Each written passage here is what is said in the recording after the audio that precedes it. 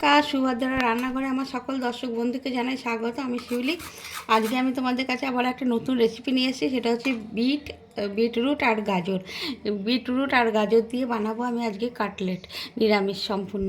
তো কিভাবে বানাচ্ছি তোমরা দেখবে, আমার সাথে থাকবে। আমি প্রথমে এগুলোকে গ্রেট করে নেব। আমার বিট গাজর গ্রেট করা রেডি হয়ে গেছে। এবার আমি কড়া বসিয়ে দিয়েছি, কড়াতে তেল দিয়ে দিয়েছি, সামান্য একটু জিরে ফোড়ন দিয়ে দিলাম। এবারে আমি গাজরটা দিয়ে দিচ্ছি তেলের মধ্যে। এটা আমি সম্পূর্ণ নিরামিষভাবে করব। গ্যাসের ফ্লেমটা একটু জোরে করে দিয়েছি, হাইতে করে দিলাম, জল ছাড়বে। বিটটা দিয়ে দিলাম। এবার এটাকে আমি একটু ভালো করে নাড়াচাড়া করে নেব। আর একটু আদা থেতো করে নেওয়া আদা দিয়ে দিয়েছি, আর একটু কাঁচা লঙ্কা, এটাও থেতো করা প্রায়। একটু ভালো করে নাড়াচাড়া করে নিই। এবার আমি একটু স্বাদ মতো লবণ দিয়ে দিলাম, আর একটু চিনি দিয়ে দিচ্ছি। এবার একটু চিনিটা লবণটা মিক্স করে নিচ্ছি।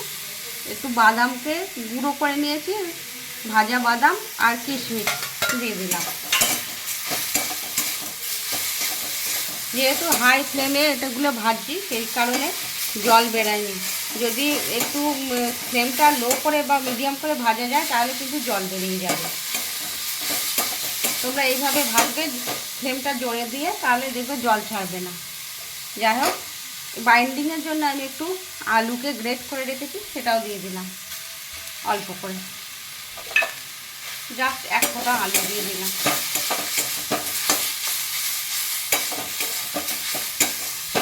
এবার আমার পুরটা মোটামুটি রেডি হয়ে গেছে। আমি একটু গরম মশলা ছড়িয়ে দেব ওপর থেকে, হোমমেড গরম মশলা।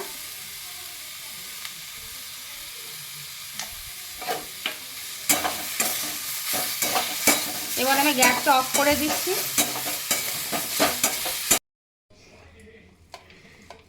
আমি ধনেপাতাটা উপর থেকে ছড়িয়ে নিয়েছিলাম। যাই হোক, এবার আমি কাটলেটগুলো বানাচ্ছি।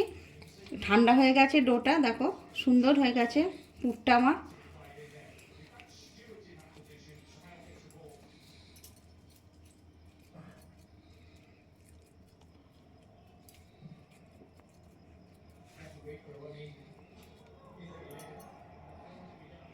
এইভাবে কতগুলো আমি আস্তে আস্তে বানিয়ে সব রেডি করে নেব।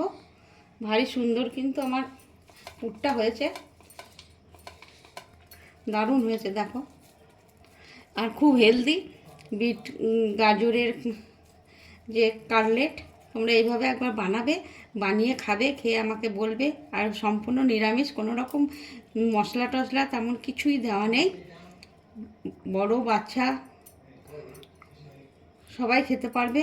যাদের শরীরে কোনো সমস্যা আছে, তা মানে তেল ঝাল মশলা রিচ না খেতে পারে, তারাও খেতে পারবে। আর আমি এটা পুরো ডুবো তেলের মধ্যে ফ্রাই করব না, আমি এটা অল্প তেলের সাথে করব।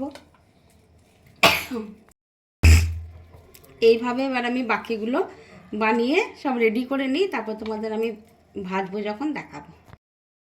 এই বড় চামচে 2 চামচ কর্নফ্লাওয়ার নিয়ে নিয়েছি। এটাকে আমি জল দিয়ে ভালো করে গুলে নিচ্ছি। কর্নফ্লাওয়ারটা আমার গুলে নেওয়া হয়ে গেছে। এবারে আমি একটা কাটলেট চুবিয়ে নিলাম, দিয়ে এবার ব্রেড ক্রাম্বসে মাখিয়ে নেব।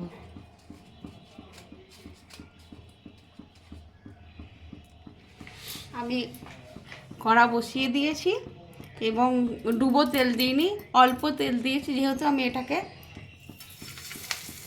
অল্প তেলে ভাজবো। এবারে আমি আর একটা করবো।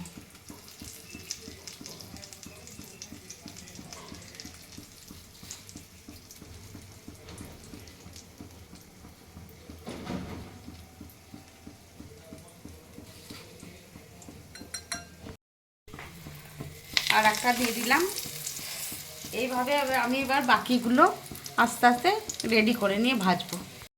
আমার সবগুলো দেওয়া হয়ে গেছে।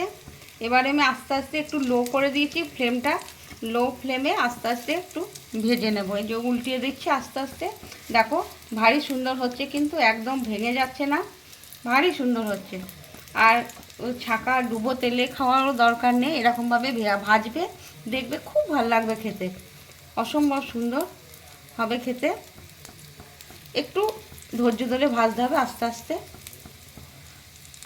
দেখো আমার ভাজা হয়ে গেছে প্রায়, এবার আমি উঠিয়ে নিচ্ছি একে একে। একদম সুন্দর হয়েছে ভাজা। আমার বিটরুট আর গাজরের কাটলেট রেডি এবং সার্ভ করে দিয়েছি। তোমরা দেখো অসম্ভব সুন্দর হয়েছে খেতে, মানে তোমাদের বলে আমি বোঝাতে পারবো না, এতটাই সুন্দর হয়েছে। তোমরা ঠিক আমি যেভাবে বানিয়েছি অবশ্যই এইভাবে একবার অন্তত বানিয়ে খাবে এবং খেয়ে আমাকে কমেন্ট করে জানাবে তোমাদের কেমন লেগেছে।